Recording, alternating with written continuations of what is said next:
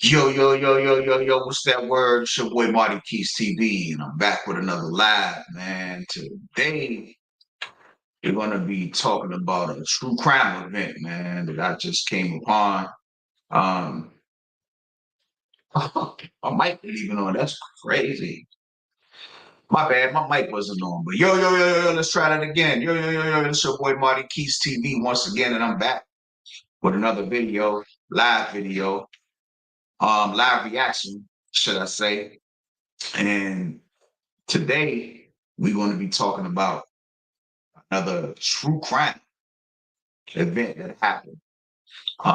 It takes place in Mississippi, and I haven't watched the video yet, so I'm going to be watching it live with y'all. So, you joining this live, you want to see a video about a true crime and about a case, it's going to be, we're going to be watching together. We're going to figure out together. Um, Supposedly it's about a 14-year-old girl named Carly Craig. She was a student from, like I said, Mississippi. She's accused of horrific crime that has captured national attention. Her defense claimed insanity, but revelations during the trial left everyone questioning what led Carly Craig to these tragic actions. With no further ado, I'm gonna go ahead and get into the video because, like I said, I haven't watched the video and I kind of want to watch it. You know what I'm saying? I want to see what it is. So I decided to go live and watch it. You know what I mean? But if you chime in, feel free to comment. Feel free to give your opinion on whatever's going on. I'm gonna try to respond to the comments as I'm watching it. And hopefully it's a pretty entertaining situation.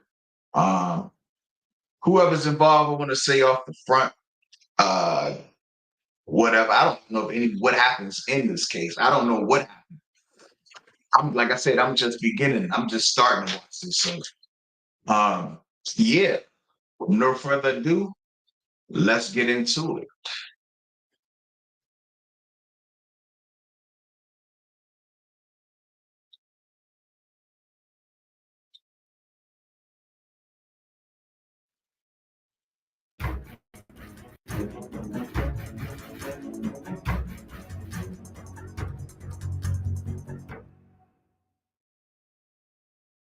Anyone with $10,000 or more in credit card debt or personal loans may qualify for help from National Debt Relief. Minimum payments.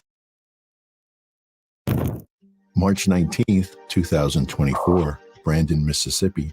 A community that prides itself as the second safest city in the state was shaken by an unthinkable crime.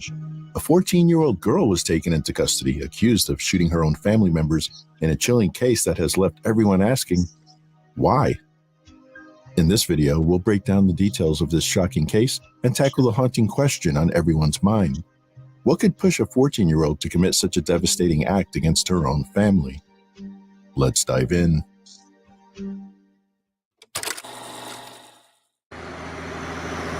Wow. 14 years old. Really. Mississippi. Ashley Nicole Smiley, born in April 1983 in Stuart, Florida, was a devoted mother and a beloved algebra teacher at Northwest Rankin High School, where her 14-year-old daughter, Carly Gregg, also attended. Before joining Northwest Rankin, she taught at Warren Central High School for 5 years. A true Floridian at heart, Ashley cherished the state's beaches and delighted in family trips to Disney World. Her passion for education was recognized in 2022 when she was honored as the New Teacher of the Year. Ashley lived in a 3-bed, 2-bath home on Ashton Way with her husband, Heath Smiley, Carly, and their 2 golden retrievers, Wyatt and Finn. Family members described her as a devoted mother who loved reading and spending quality time with her loved ones. An exceptional student who had skipped the 4th grade, Carly had no history of behavioral issues until she recently began exhibiting troubling signs. She and her mother clashed when her mother discovered Carly had a secret boyfriend and decided to take her phone away. Ashley and Heath considered these challenges typical adolescent growing pains, part of Carly's natural quest for independence. They believed they were dealing with regular teenage behavior, unaware of the deeper issues Carly was facing. As such, Carly was undergoing therapy for anxiety and stress. According to court testimony from her stepfather, other stressors included Carly's biological father, Kevin Gregg, who struggled with drug addiction. He had allegedly allowed Carly to drink beer at the age of 12. The custody battle over Carly was contentious, and Ashley reportedly feared Kevin to the point of keeping a loaded firearm in the house for protection.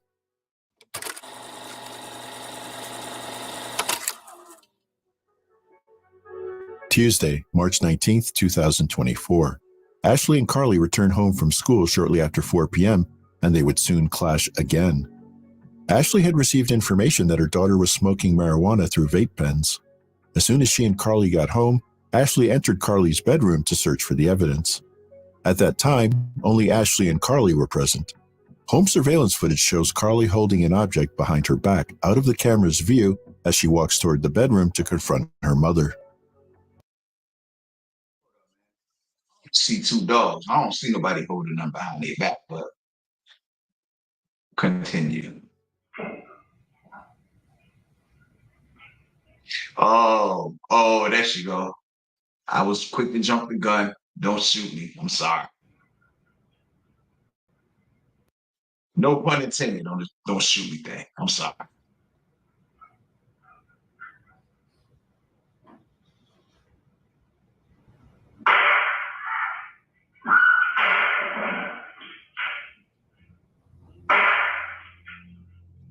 Damn, did she pop one of the dogs?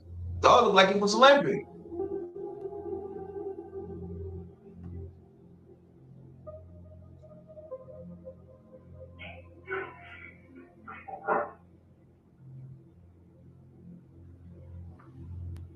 Hold on.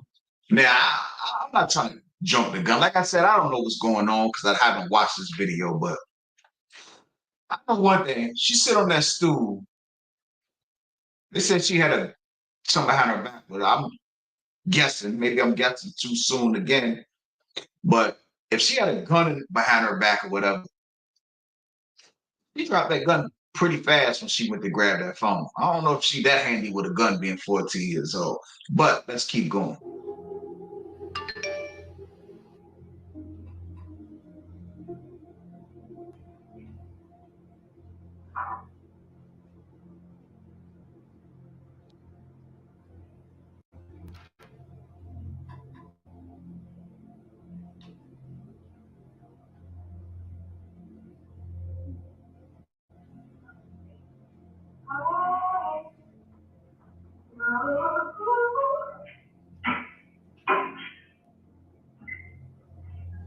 Hold on, let me rewind that back because did I see? Let me rewind that back for a second. Because did anybody catch what she grabbed off of that chair? I'm just trying to see what she got in her hand. I'm one of them people, man. I got to see what's going on. I got to really see.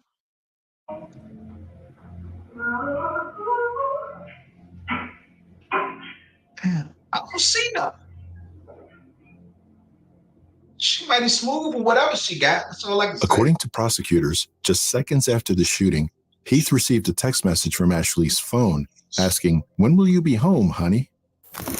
After getting a reply, Carly frantically messaged her teenage friend to come over to help with an emergency. When the friend arrived at the front door, Carly asked, "Are you squeamish around dead bodies?" She then escorted her friend to the bedroom to show her her mother lying on the floor. Carly allegedly turned to her friend and said, "I put 3 in my mom, and I have 3 more for my stepdad when he gets home." Shortly after, Carly allegedly took down the interior. What the hell kind of ruthless teams these people is bringing up, man? Damn. Hey, I ain't gonna get into all that, but there be some ruthless little kids coming out of the white tea community. I ain't even gonna fly. But let's get back into the video, man. Your camera and placed it in the refrigerator. According to the home's outdoor surveillance footage, Heath arrived at 5:03 p.m. feeling nothing was out of the ordinary. However, he was unprepared for what awaited him. In court testimony, Heath explained what he encountered next. I want to talk to you about, tell the ladies and gentlemen, Heath, and I know it's probably difficult, you can take as much time as you need. Tell the ladies and gentlemen exactly what you remember about when you came home on March the 19th, 2024. Everything seemed pretty normal, and came on in, and when I opened the door to the kitchen there, gun went off in my face before the door was, I don't know, 3 or 4 inches wide open, and everything kind of went pretty fast from there. It was a blur. So. This is my hack for working smart, Money.com. Let me show you how I use Money.com to create a tailor-made workflow.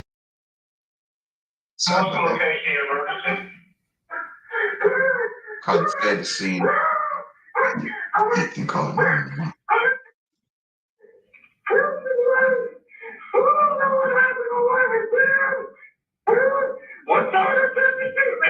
My daughter tried to shoot me.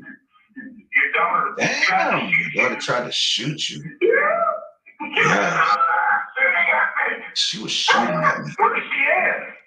Where is she at? I don't know if she ran away. Running through the yard. How old is she? She's 14. Damn, 14. Upon arrival, 14? deputies found Heath lying on the ground outside the front 14? door, having been grazed by a bullet to the neck area. Crazy. What did your son wear? He was in jeans and a gray t-shirt. He's got short, brownish hair. So jeans, a gray t-shirt, short brown hair. She ran into the backyard. I tried to follow her. She jumped the fence around. She shot me. It's okay. Does she still have the gun? It's on the kitchen counter. I think one lot round. I figured out he's still under. I went in the back door. She tried to shoot me. I need some gloves.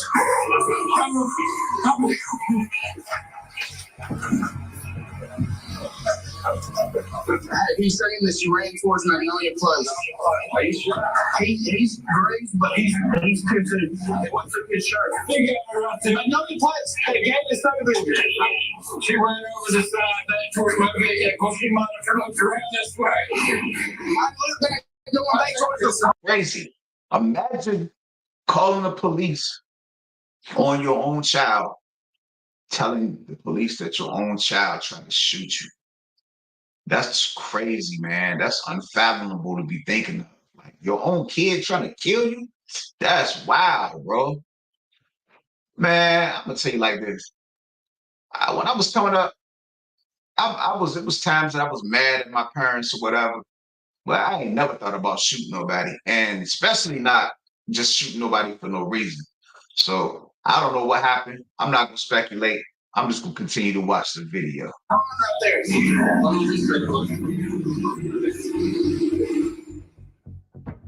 After the shooting attempt, Carly fled the scene by jumping over a backyard fence.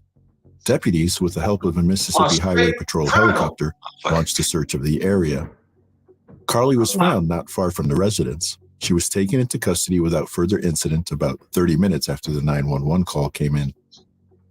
Based on the evidence and circumstances at the scene, Carly was charged as an adult with murder, attempted murder, and tampering with evidence. Bond was set at $1 million. Damn. She pleaded not guilty to all charges and remained in custody pending trial. 14 years old. Crazy. 5 months after the shooting, Carly was offered a plea deal that would result in 40 years in prison, which she rejected through her defense team.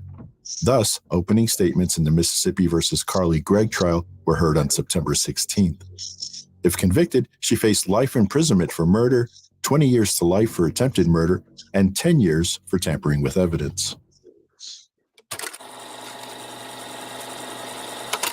What?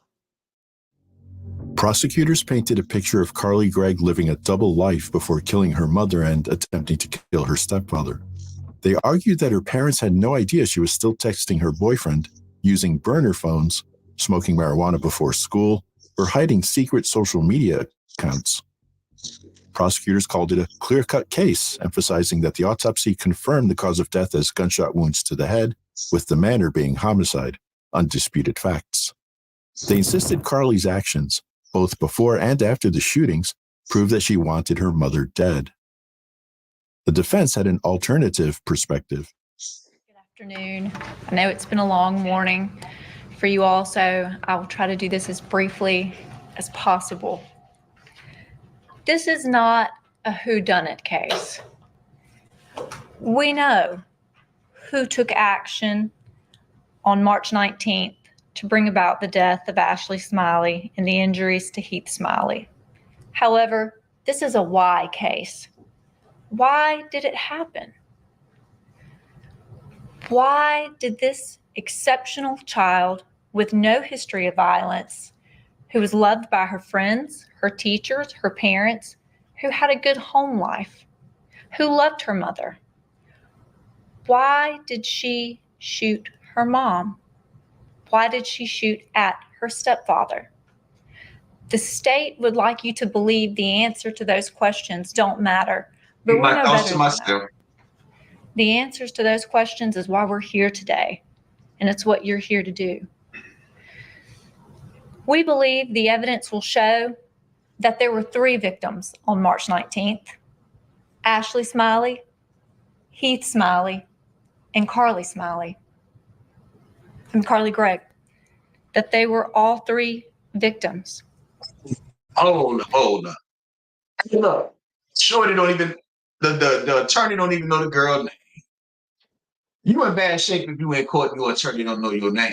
If your attorney finished forgetting your name and you in court, it's gonna be a long ride for real. But let's see. We believe the evidence will show that Carly had been suffering from a mental illness, that Carly was not aware on March 19th that she had a mental illness.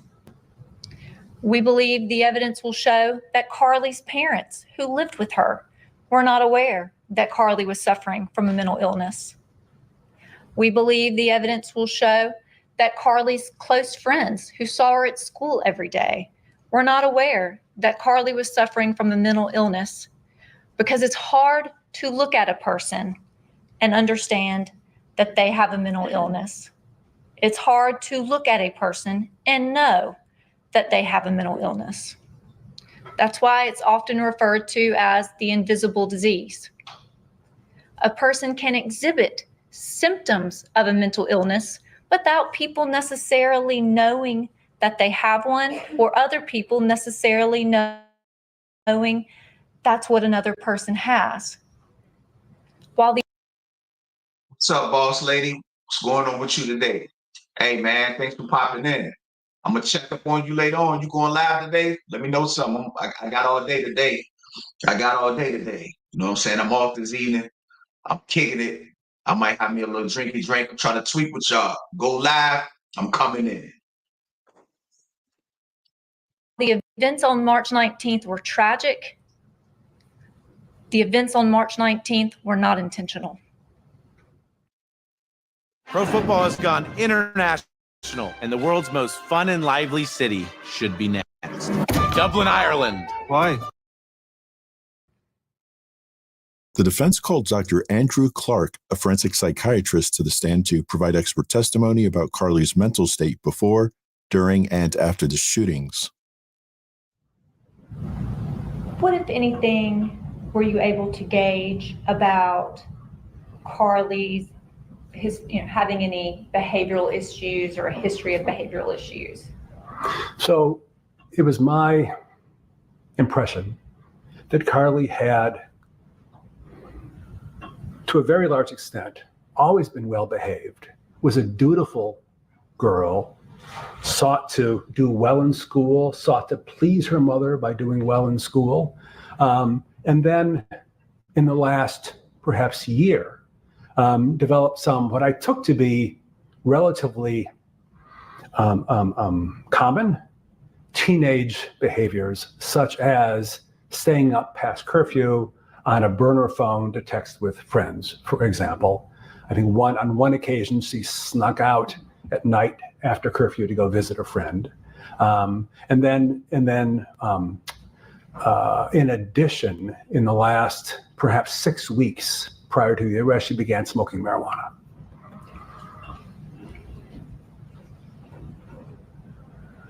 What, if any, past history of trauma did Carly have?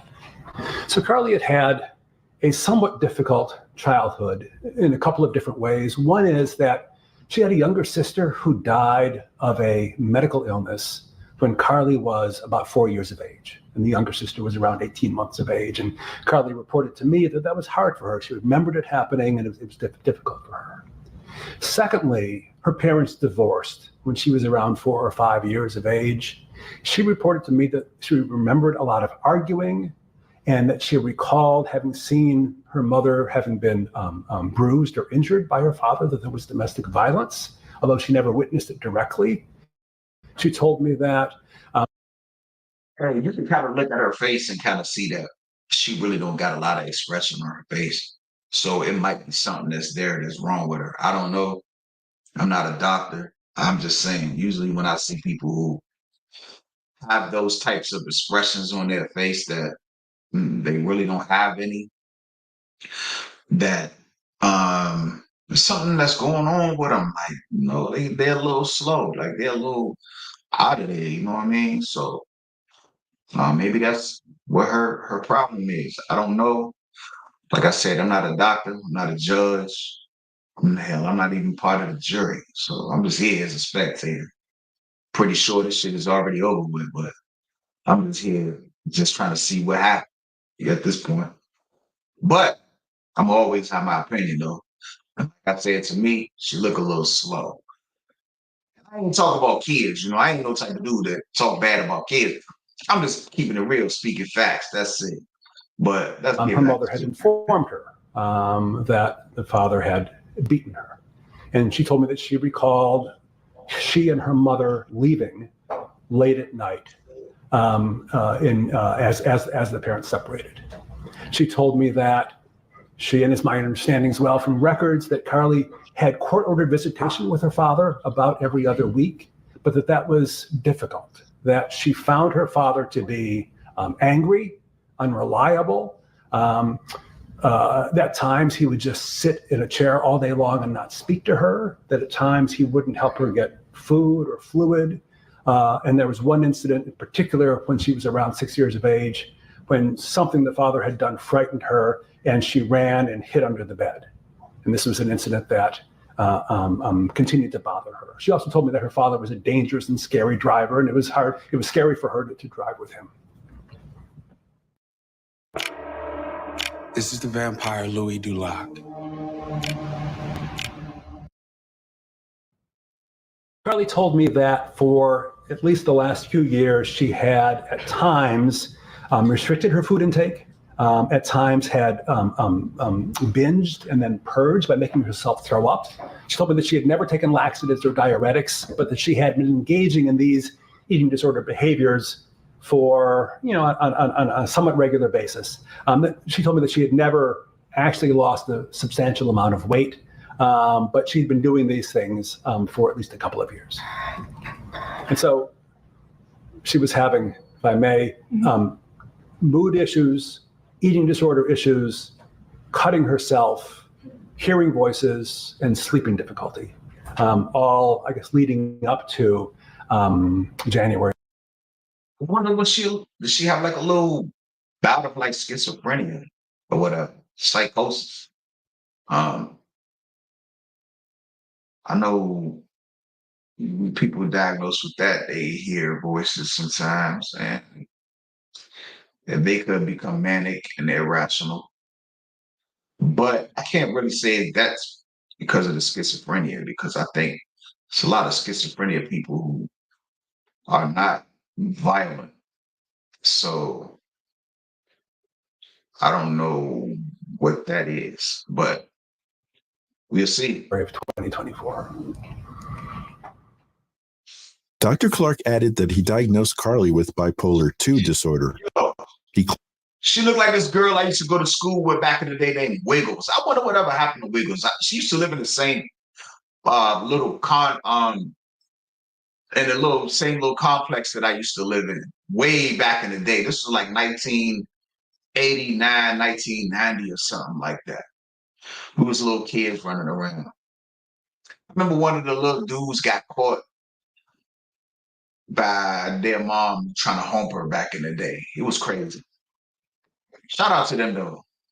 Shout out to them. Claimed that her antidepressants, which were changed just weeks before the shootings, may have exacerbated her mental state. Heath Smiley, the surviving victim and stepfather of the accused, took the stand on the second day of the trial. In his extensive testimony, he detailed his encounter with Carly on the day of the shooting.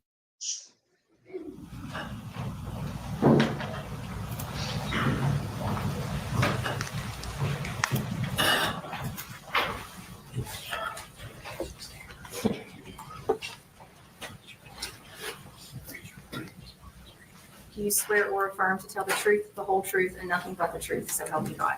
Okay. Is that her pocket? Have a seat. Adjust yourself up to the mic. You understand that you're now under oath and your answers will be sworn answers under penalty of perjury. Yes, sir. You may proceed.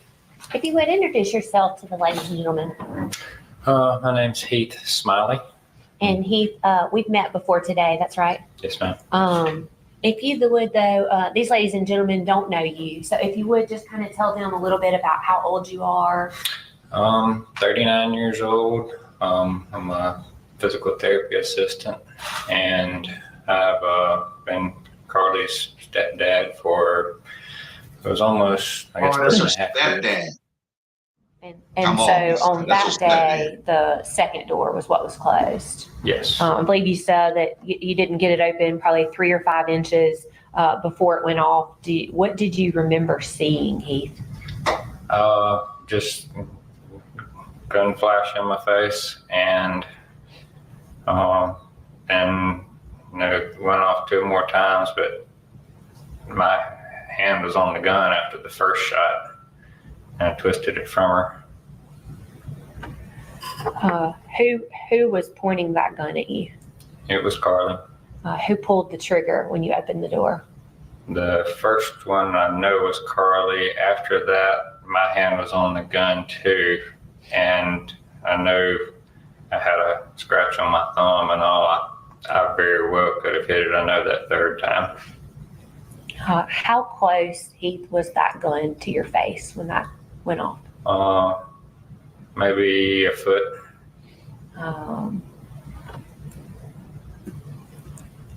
Did you ever get struck by a bullet? Yes, one of them kind of grazed right through this muscle up here. Can you tell, ladies and gentlemen, what did that feel like? I know this sounds weird, but I honestly have never felt it to this day. Progress comes in many flavors. You can fight for it with a paintbrush, a bicycle, Hey, I go front though. Like me watching a lot of these cases that's been going on or whatever, and I can honestly say, like, man, like, yo, the prosecution, the defense attorneys, they be asking these witnesses and people on the stand. They will ask these people like the weirdest questions, bro. Like, she asked him, "Can you tell me what that felt like? What do you think of?" The man said he got shot. Like, what do you think you feel like? You know what I'm saying? Like, oh, that shit feel good. Like, I feel like somebody in the Young Thug trial, like, yeah, that shit feel good. But whatever. But nah, they just be asking some weird ass questions, man. I ain't gonna lie. Walk us through. You said that you were able to at some point get the gun from her. Tell us, Heath, what is it that you remember after that? She was screaming out of her mind, scared. It was like she had seen a demon or something. She was terrified. And my first thought was there was an intruder somewhere, and she thought she was after somebody else. And to be clear, Carly never told you that she thought somebody else was in the house, right? No, that's the feeling that I got. She was terrified out of her mind.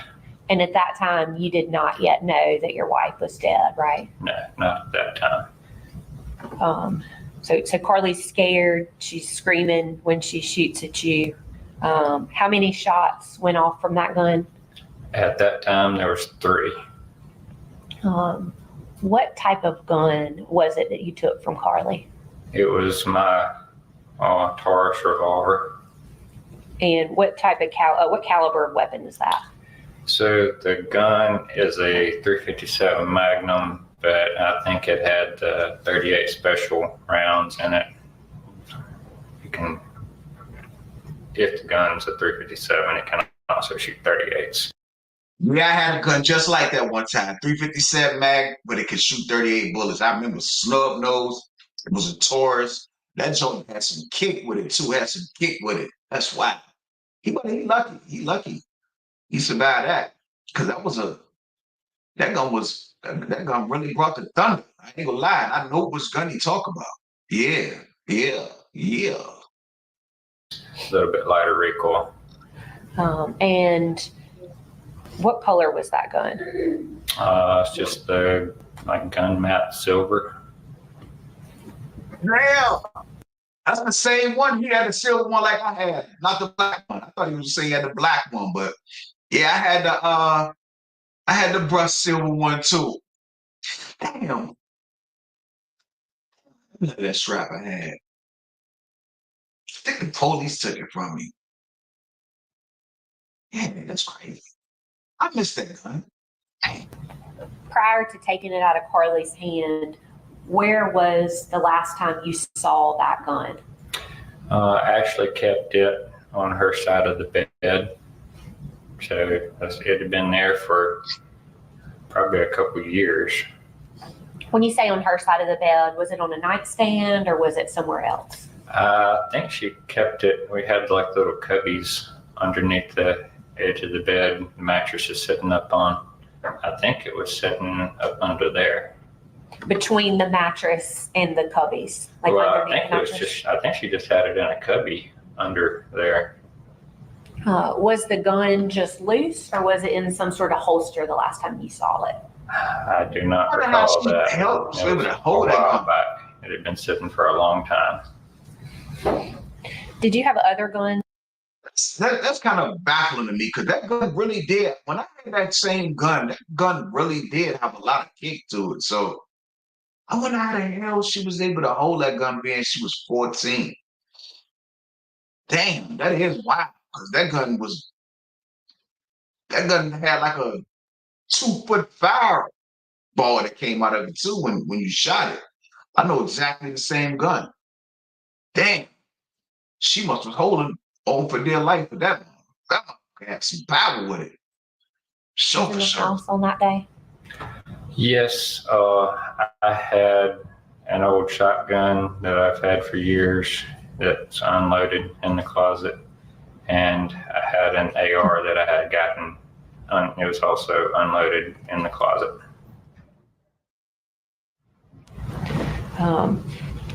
Keith, at some point, there was a no contact order put in place between you and Carly. Yes. Did you ask the court to lift that? Yes. And since that time, you've had contact with her? Yes.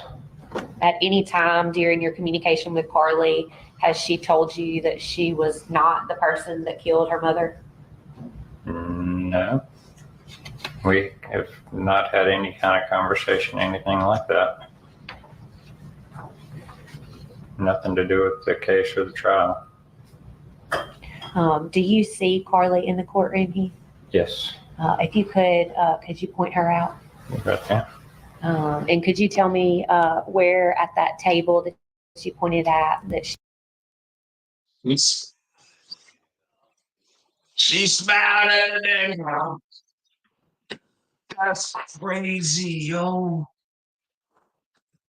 Yo, this girl is evil. She's evil. You hear me? She's evil. she's sitting? She's in between Mr. Camp and Miss Todd in black.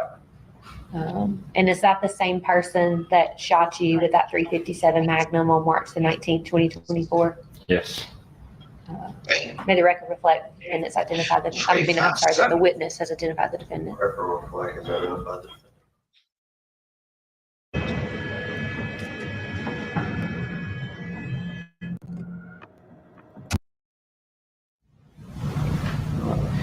Do you think that if someone shoots at me unprovoked, that that's a violent offense?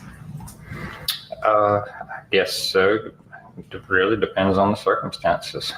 Again, unprovoked. I'm walking into this courtroom and out of nowhere, this gentleman closest to the door, as soon as I open it, pulls out a gun and fires it at me. Is that a violent offense?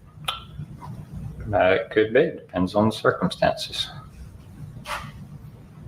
You said that Carly, you never saw her get mad or yell?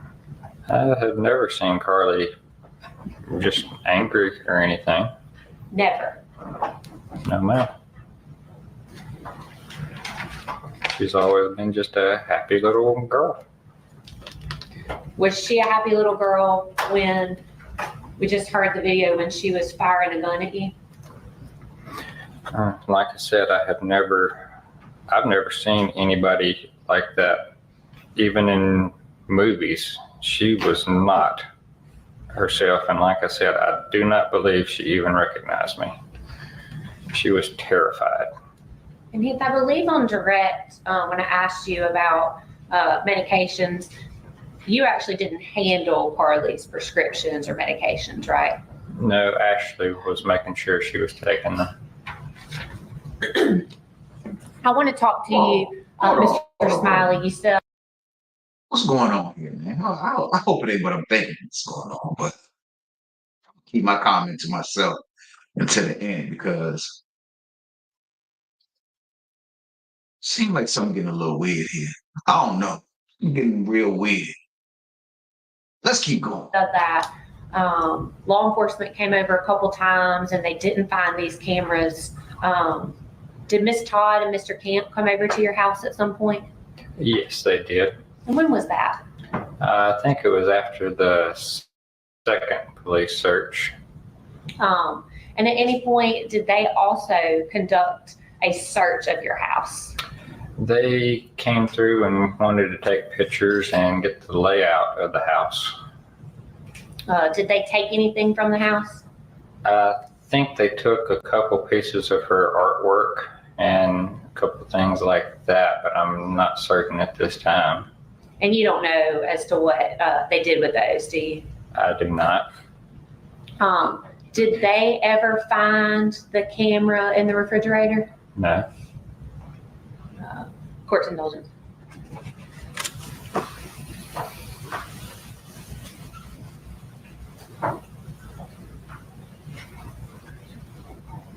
There are no further questions. May this witness be finally excused by the state. After 3 days of testimony, the defense appeared to be in a hopeful position in terms of their strategy, which was to prove not guilty by reason of insanity.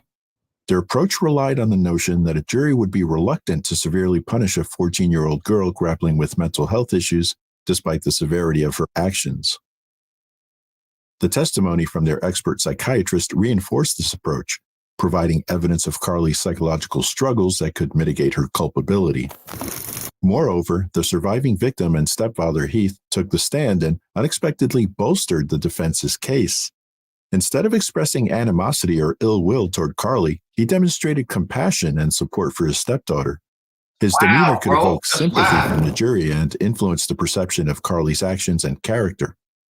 However, the dynamics of the trial shifted on the fourth day. After the defense rested its case, the prosecution called a number of mental health practitioners to the stand, one of whom was psychiatric nurse practitioner Olivia Lieber. As a medical professional who directly interacted with Carly, NP Lieber's insights could give the jury a different perspective on Carly's mental state and responsibility for her actions. All right, good morning, ladies and gentlemen of the jury. Did everyone follow the court's instructions overnight? Did anyone allow themselves to be exposed to any media accounts, any social media, or any news account of this case? Everyone shaking their head in the negative. We will proceed. All right, the defendant having arrested, the state may call any witnesses it wishes to call in rebuttal. State calls Olivia Lieber. Olivia Lieber.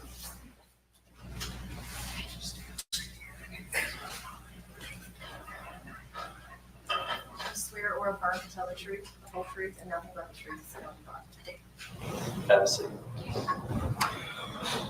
You may adjust yourself up to the microphone. You don't have to speak directly up to it. Okay. But I do need you to speak so that lady in the very back row.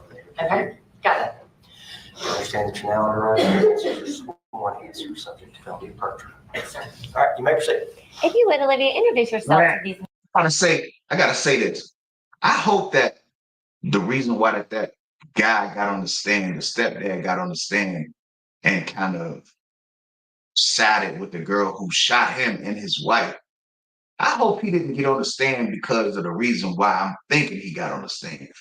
I really hope he wasn't having like no kind of messing with that 14-year-old girl and she wound up off of her mom and then he feeling regretful about it. But I'm gonna keep my comment to myself, like I said, and continue to watch the video. Men and women. I'm Olivia Lieber, And Olivia, where do you work? Precise Mind. And tell us a little bit about what Precise Mind is. It's an outpatient mental health clinic, and we do research and mental health care for all ages. Just to be clear, you're a little nervous today, right? Yes, yeah, I am. Is this your first time to ever testify? Yes. All right. How do you, and what is your role at Precise? I'm a psychiatric mental health nurse practitioner. And can you kind of tell us a little bit about what that is and what you do? Yeah. I got a degree with a master's degree in advanced nursing practice. So I chose to specialize in psychiatric mental health. The nurse practitioner program requires 1,200 hours of clinical practice, and we have to do different specialty groups, have experience with different specialty groups like geriatrics, adolescents, outpatient and inpatient psychiatry. So it's just a specialized nurse practitioner role, provider role. And when did you do that? That was 2.5 years ago, and I graduated in December 2021. And have you been at Precise the whole time since then? Yes. Mm-hmm. And what is it that you do? I know you told us that you're a nurse practitioner there, but what is it that you actually do, like with patients at Precise? We evaluate them and assess them, and we diagnose and then do medication management. When you're evaluating them, is it important that they provide you accurate information? Oh yes, very. And why is that? Because we base our diagnosis on that. We need a small business loan fast. I got this. Loan cannon! I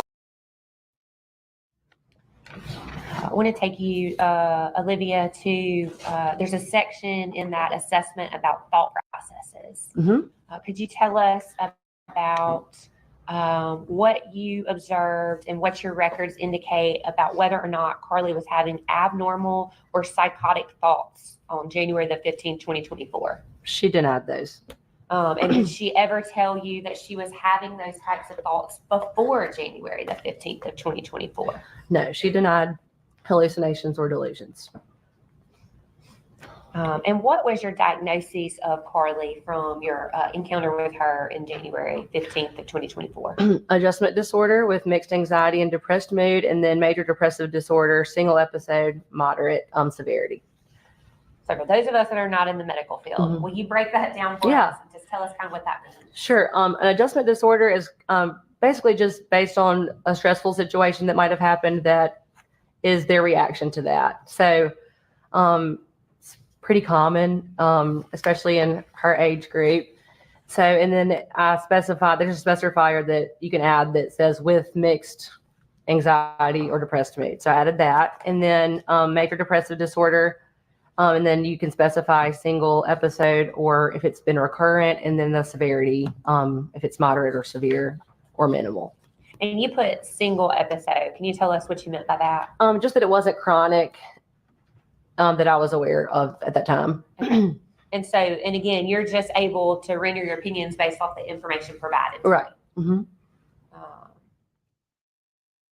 You had the opportunity to provide treatment to Carly. Was that on February the 14th of 2024? Correct. And the notes I'm looking at say that was a telemed. Right. And mom was present. So tell ladies and gentlemen, what does that mean, telemed? They just have the option to do in person or a Zoom call for their appointment. And what did Carly tell you? There's sort of a history provided by the patient. What did she tell you about the medication she was on at that point? That it had not really had an impact on her at that time. And so kind of what was your discussion about? We're on 25 milligrams. And then what did you talk to them about? How it's affected them and if they've had any bad side effects. And if they have not, then, and it has not done anything like for her at that point, then we usually go up on it. And I want to talk about those side effects because your medical records specifically say the patient denied SI, HI, and AVH. So if you could walk us through, what does it mean when it says patient denied SI? Suicidal ideations. And when she denied HI, what is that? Homicidal ideation. You know something? It's like if a young kid get convicted of a murder or commit a murder or something like that, I feel like they shouldn't like charge them with an adult because I feel like a young person's brain hasn't developed all the way as an adult person would. Yeah, it's messed up that somebody passed away, but I don't think that a 14-year-old should be looking at 70 years in prison. But I don't know. I might be wrong. And what about when she denied AVH? Auditory visual hallucinations. So she's denying seeing things that other people don't see and hearing things that other people don't see. Right. Did she also deny any other side effects from the medication? Right. You did a mental assessment and risk assessment on Miss Gregg again on that day. Can you walk us through that day? Was she oriented to time, place, and person? Yes. And did she report having any trouble with recent memory or remote memory? No, not that I saw. Down under thought processes, did she report having any abnormal or psychotic thoughts? No.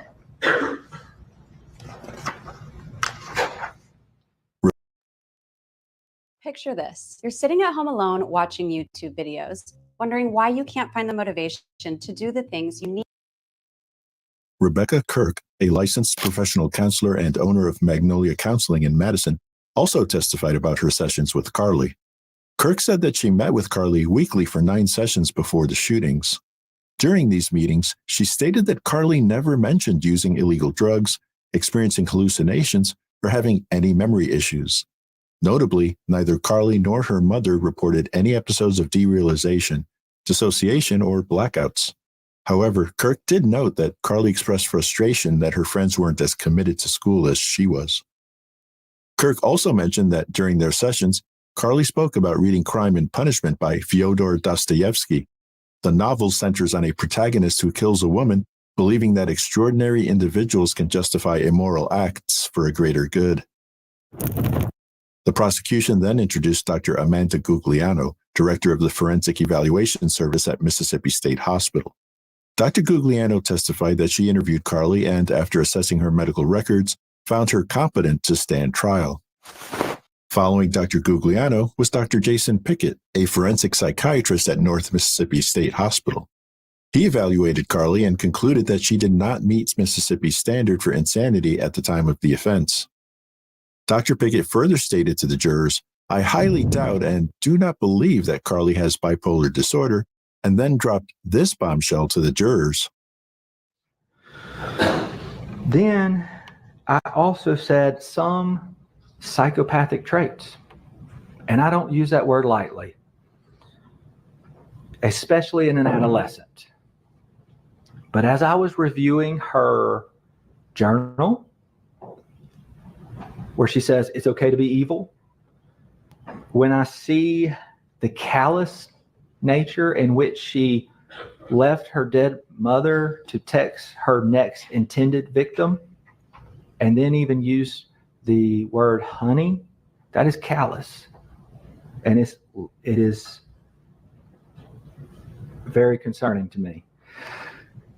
In her journal, she often talked about there were violent themes. I think she may have some with her friends. As I was reviewing Discovery, there's memes about violence. There's often this mix of fantasy, dark humor, and violence.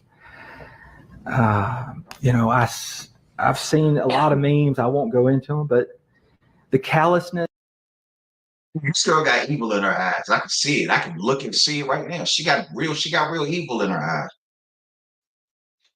She really owned that. And maybe she should need to be in some kind of institution for life, because right now, I feel like if she was to get out, she probably would do it again.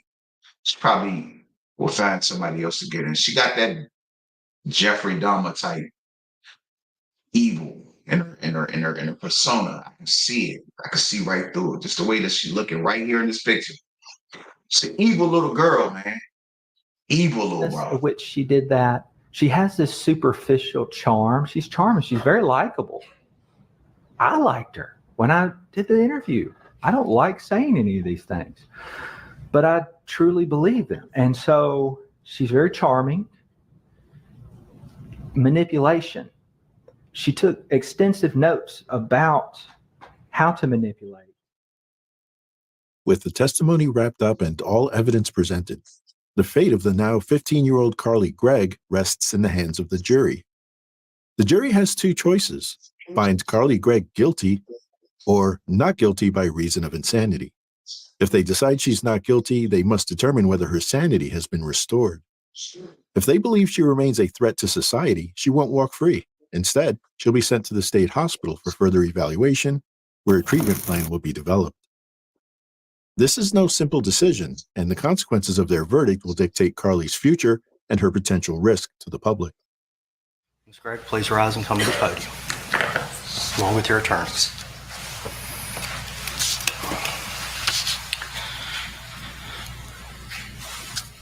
All right, the verdicts appear to be in proper form. Verdict of the jury is count one. We, the jury, find the defendant, Carly Madison Gregg, guilty of first-degree murder as charged in the indictment. Count two. We, the jury, find the defendant, Carly Madison Gregg, guilty of attempted murder as charged in the indictment. Count three. We, the jury, find the defendant, Carly Madison Gregg, guilty of tampering with evidence as charged in the indictment. Please be seated, Ms. Gregg. Ladies and gentlemen, the jury is custom for the court to poll the jury. I have to do it each time. And for each count, I'm not being rude. The quickest way for me to get through this is to simply point at you and you answer out loud. As to count one, we, the jury, find the defendant, Carly Madison Gregg, guilty of first-degree murder as charged in the indictment. Beginning on the first row, ma'am, is that your verdict? Sir, is that your verdict? Ma'am, is that your verdict? Sir, is that your verdict? Ma'am, is that your verdict? You got to answer out loud, ma'am. I'm sorry. On the back row, sir, is that your verdict? Ma'am, is that your verdict? Ma'am, is that your verdict? Sir, is that your verdict? In the end, Carly Gregg was convicted and sentenced to life in prison for the murder of her mother and the attempted murder of her stepfather. The decision to turn down the plea deal, which would have given her a lesser sentence, clearly backfired. The jury weighed the evidence, her secretive life, and the devastating impact of her actions, ultimately concluding that her mental health struggles did not absolve her of responsibility for these horrific crimes. For a community shaken to its core, the verdict brings a sense of closure, but it's a bitter resolution. A mother lost, a family shattered, and a young girl condemned to spend her life behind bars. It's a case that will haunt everyone involved for years to come. A reminder of how hidden turmoil can lead to unimaginable tragedy. She started to realize it. She don't realize it. She didn't. It's once that jury verdict come out and say what it is, and you realize that it's over with. You never want to be in that type of situation. I ain't gonna lie. Like, I don't never want no jury to be like, yeah, guilty, guilty of first degree, nothing. Listen, man, I done had my low spats with the law. That shit is over with. I'm done. It's over. But for anybody else still going through it, look, you see, hey, look, everybody changed, bro.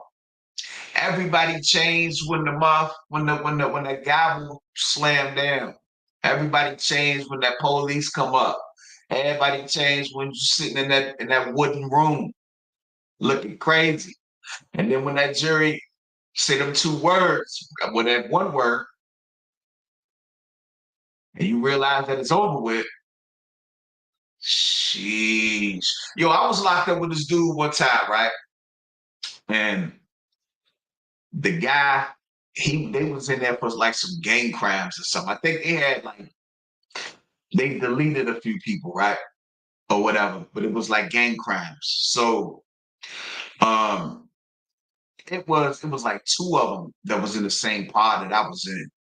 But um one of them, I guess one of them was like probably slower than the other one. I think the other one was more of a hustler or whatever, but he was involved in the same gang, right? So I remember when they had court, it was like the week that they had court. So both of them had court the same week, right? I remember the one that was more the hustler, he came back in with like 4 years that he had to do. He was like, man, damn, I got 4 years. Like, man, like he was all it was killing him that he had to do 4 years. Now the other one who was like a little slower, man, he was known, like I said, he was known, I guess he was known more like the enforcer. Like he was the one that was putting in the work, whatever. Like he probably was the one that was sliding on people. You know what I'm saying? So he came back, but they said that the dude was snitching. The one guy was snitching. But the one, when he came back from court that day, I was like, bro, I said, bro, what they give you? Dude was like, man, I got 60. Bro was happy about getting 60 years. He was like, I got 60. And he was happy about getting 60 years though. And I'm like, no, it wasn't 60, it was 40. He got 40 years. But he was happy about getting a 40. And I'm sitting there like, damn, bro, I got this nigga was like jumping around. Like he wasn't jumping around, but he came in like high stepping, came straight out, went in this room, put his paperwork in his room, came straight out his room, got on the card tables. He like, I said, yo, what they do with you? He like, man, they gave me 40. You know what I'm saying? He was like, shit, I'm gonna walk that down. So I'm like, see, now I'm not gonna sit up here and go say nothing to nobody while they locked up and they just got 40 years. But he was like, yeah, man, they gave me 40. So I'm like, I'm saying to myself, like, I got 40 years. You're gonna do 40 years, bro, and you over this motherfucker. Like you just chitty about it. But he was like, man, shit, I was gonna get life. You know what I'm saying? And I'm like, bro, like sheesh, like niggas, man. I am not trying to be that deep in the streets, bro, to where I gotta do no more time. I done did enough time for this. I ain't trying to do no more. Oh, not a day. No time. I'm not trying to go to court for nothing. I don't even want to go to court for a speeding ticket. You understand what I'm saying? I don't want to go to court for nothing. I don't want to have nothing to do with sitting in front of no judge. I don't want to have nothing to be judged about. You know what I'm saying? We get judged enough out here in the world. Nigga, I ain't got time for that. But man, to talk about this case right here, hey, I mean, it is what it is, man. You know, I don't know what be going on. Some of these kids, man, I can't say that they be having it good, but you got a roof over your head. I don't know what the situation was with the girl and her mom, or her stepdad, or nothing. I don't know what happened behind closed doors. I don't know if anything happened behind closed doors. The mom might have been one of the best moms in the world. I don't know. They might have treated her good. They might have, she might have been spoiled. I don't know. But sometimes kids, some of these youngins just be snapping, bro. Like, I don't know, man. Like, it's like these kids that go shoot up the schools and stuff, man. It's like, that's the same shit. You know what I'm saying? And I'm just like, damn, like, but shit, now she got to do the rest of her life in prison from 14 to the end. Sit there and try to imagine that. All because it's like, what was she thinking? Like, what was going through her mind? You know, like when you pull the trigger on your mom, it's going through your mind at that point. Because at the end of the day, you had to knew you was gonna get in trouble. You know what I mean? You had to kind of knew you was gonna get in trouble. I mean, and then when her stepdad came home, she went across the yard, through the yard, jumping fences or whatever. I don't know, man. You know, I don't know what I don't know. Like I said, same thing with these kids that go and shoot up these schools. I think some of them do it because they want to get killed. They want to commit. They really want to commit suicide, but they want somebody to do it for them. You know, but this girl, just to see her in court when they gave her verdict, and just to see her start crying, bawling tears when it set in that the trial was over. You know what I mean? That the trial was over, and it's gonna be a long time. It's gonna be a long sit because you're never gonna get out. Now they might grant her parole if she can prove that she is not insane. So she might have a chance to get out down the road sometime, but she can do a lot of time. But at the same time, your mom is not here no more. So how do you feel about that? Like, I don't know, man. I don't know. It's a wild world we live in. I just don't understand it. I don't understand a lot of things. But who am I to try to understand? All I can try to understand is this bubble that I live in, man, and try to make the best time that I can in this little bit of time that we got. So at the end of the day, hey man, rest in peace to whoever involved, to the lady that's involved. Um, God bless the girl and her time in prison. Stepdad, hopefully he can get over the trauma, also PTSD, a lot of stuff, man. Whoever else is involved, the dogs. What are dogs at? The dogs look like they was happy. You know what I mean? I don't know. It's crazy. I ain't trying to make no fun of it. But that's the end of the live, that's the end of this video. Everybody who came in and came in and out, checked it out.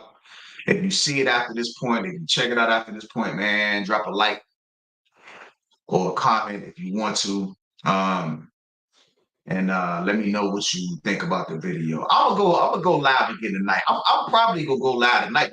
Tonight live, I think I'm gonna be kind of I think I want to go out and have me a couple of drinks, come back, and then do another live tonight.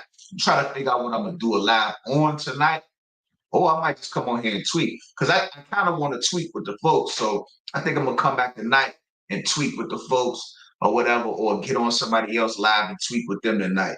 But as far as this live right here, it's over with, and I'm out of here. Y'all have a good one. Check y'all later.